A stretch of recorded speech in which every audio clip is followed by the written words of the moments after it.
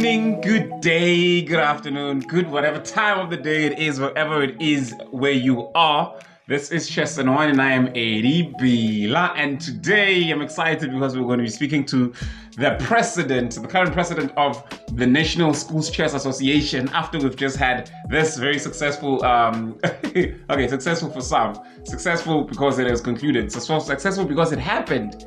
You see, players got exposed to such level of competition, players who are coming from far and wide all across South Africa, and it happened. So after that, I think it's best that we speak to the president and find out from him what he thinks of the performance of all of his provinces, and especially Eastern Cape, his home province. And we're going to be speaking about, his overall take of what's been happening in other provinces, the challenges that they're facing in development, like the three provinces that are at the bottom, Mpumalanga, Free State, and what else is that province? And Limpopo as well, home of Mr. Mahomo, the former president of the Chess South Africa.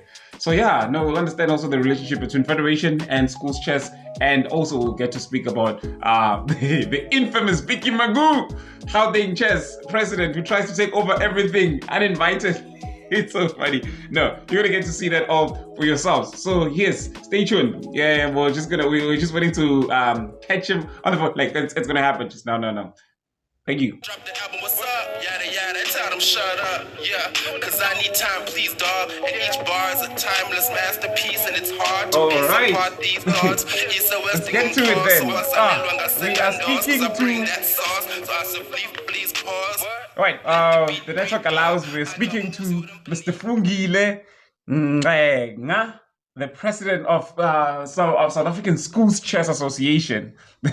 He's on the line right now. Mr. Fungile, how are you? No. I'm doing fine so far. And you? No, I'm great. Thank you. I understand that we're having a bit of network difficulties, but we'll try and work through it.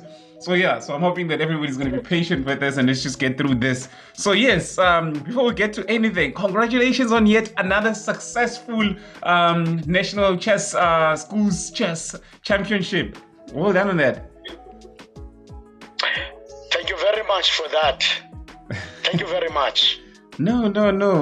You are very welcome. And before I get started, let's just a bit of introduction, just to the listeners. May you please introduce yourself, just for a few seconds. Yes. My name is Fungile Ngqenga, the South African Schools Chess president in South Africa. Yes, basically I'm coming from Eastern Cape. I've got a lot of experience in chess and in sport since USASA formation. Oh. Thanks. Oh, awesome. Since USASA formation, what is the USASA? By then it was the United South African Schools Association. Say again, sorry. The network was dealing with school sport. So it was an organization before the SASCA. Yes. The organization that ran sport, all the sport coding in South Africa, sponsored by government then. All right. No, I see. Yeah. Okay, now that's a very interesting point that you bring. It was sponsored by government then. Is SASCA, South African Schools Chess Association, not sponsored by government now? Or is it still sponsored? Yes. Currently, Eddie, yes, the South African school sport is not sponsored by government. It was before. The reason is SASCA is an affiliate member of Chess South Africa. Remember, Chess South Africa has been suspended by SASCOG. Even then, before it was abandoned, government was not allocating money to Chess South Africa because Chess South Africa was not in good standing.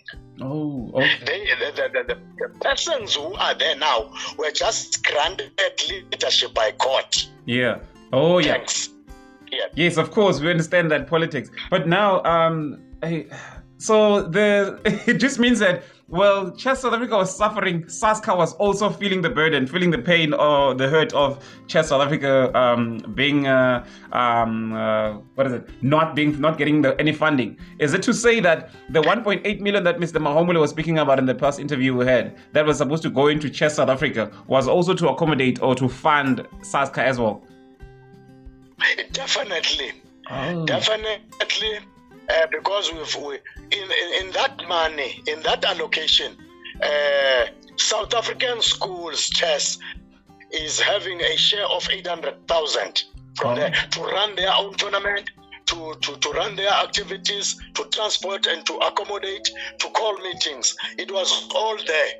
Okay, so I'm sure that there was also a development fund that was meant to be coming from that as well, right? Like as part of that, yeah. I mean, as in like, because I want to understand that school sports deals mostly with development, like chess development. Exactly. Yes. Exactly. Yeah. All right. No. That's why the Department of Sport and Education said, when Chess SA is fighting, yes, let us schools at least not disadvantage learners. Yeah. Hence, they are always having this winter tournament and summer games tournament. Only for learners, basically, not popping up a cent. Yeah. Thanks. Yeah, and these have always been I think these tournaments, the nationals, especially these events, have always been the ones that we could always depend on to launch and show us great talent. That is, because we know that with others, the cost would usually hinder some of the players from taking part in such big events. But with this one, you've got great talents coming from deep rural areas, coming and getting a chance to show their skills, an opportunity to just compete on an equal plane with everyone. So yeah, this is always a great thing. One more thing. Just a bit of background. How long have you been the president of South African School Shares, Mr. Ngqenga? Yes, after the passing on of our president, Thomas Lishelele, then I was now elected to be the acting president. I think it was 3 years back. All right. Yes. Okay, no, thanks. And I understand that you're from the Eastern Cape. So you see now, I wanted to now quickly just jump into this issue of the Eastern Cape. I don't know, is this the first time Eastern Cape has shown such a great performance at the national stage, or have they done it before?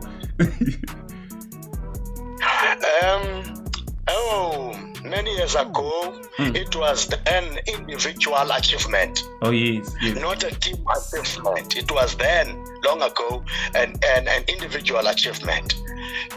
But now, I think we have done a very tremendous improvement. The reason of Eastern Cape being improving, well, is the training of teachers.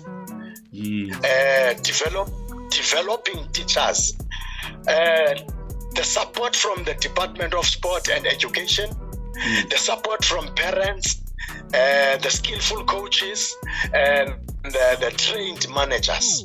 You know, that bring us so far, Eddie. Yeah, but how did you manage to do that? Because I mean, like other provinces, I know they've other provinces wish to emulate what the Eastern Cape has been able to do, especially with this year. Because this is a result of a whole lot of hard work from the previous year or previous years. Because a team doesn't just show up and give such a great performance.